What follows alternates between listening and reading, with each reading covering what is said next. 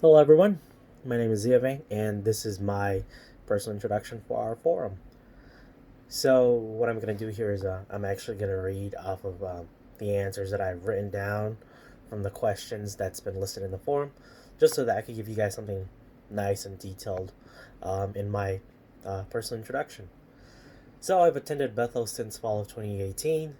I graduated with my AS in Human Services from Century College, and now I'm pursuing my BS in Human Services. I've chosen to study leadership because it's what I've chosen as my minor at Bethel.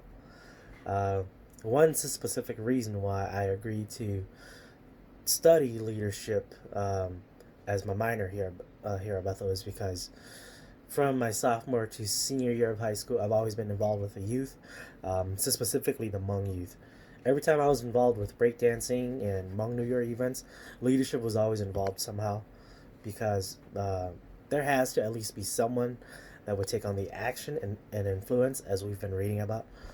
Uh, yeah, someone would have to take on the action and influence the team to rely on their strengths and bring their best to the table.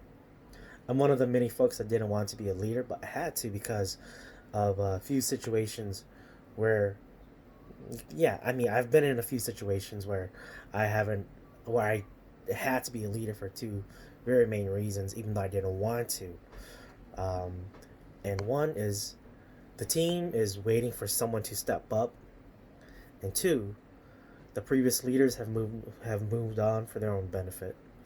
So, because of my experience and my involvement with the Hmong community specifically, it's what's inspired me uh, to study and leadership as my minor.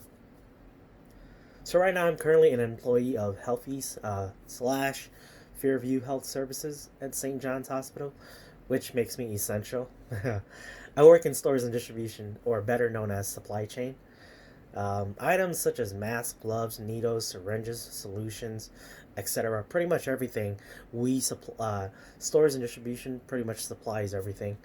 Um, my very my position specifically though, I am not normally assigned in the stores and distribution department, even though I'm employed in there, but they have me assigned to work in the surgery department, which is where I get to see all the crazy stuff.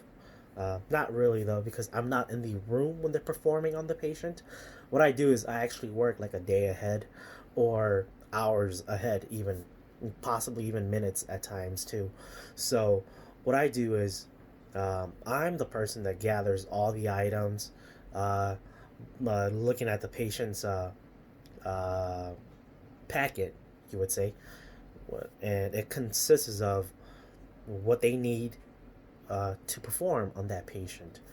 So I gather all the items, bag them up, I bring them to the sterile processing department, and they add that along with their sterilized items, and the case goes right on the next day. So that's pretty much what I do.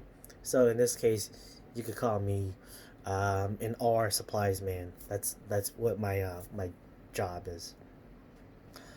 So the question is, how many different generations are represented at my place of employment?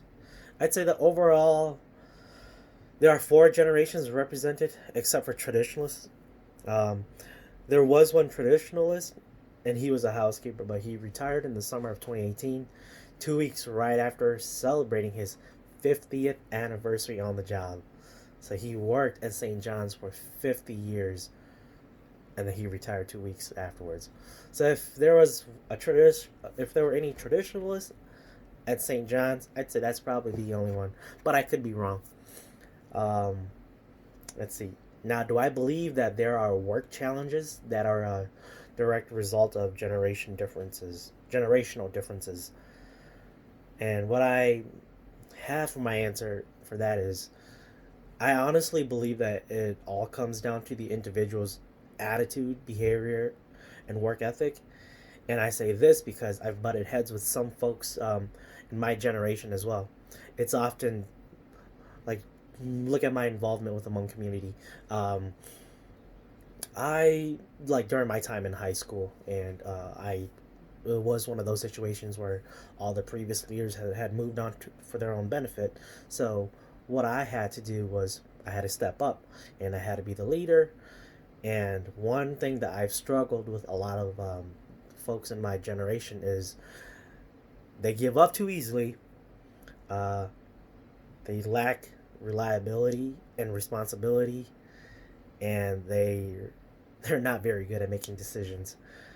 Um, so I feel that it is wrong to point out that work challenges are a result of generational differences, because that's basically calling out one specific generation and saying that they're the reason to blame for all the work challenges. I wish that that's something employees can look past. You know, you can't really just blame it on the one specific generation that they're the reason why there are work challenges.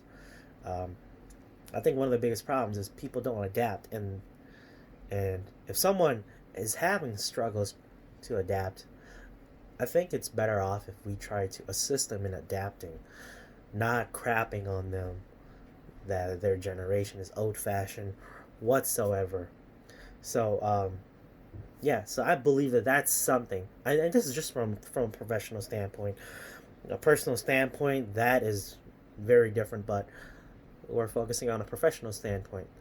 And I just wanted to say that as different as we are from one another in a professional standpoint, we must keep in mind that we also have a lot more in common than we think. So, yeah, that's pretty much my answer. I don't think work challenges are a direct result of generational differences. As said, it all comes down to the individual's attitude, behavior, and work ethic. So that's all I gotta say. Thank you for watching my nearly 7 minutes video. I will see you guys on the next one.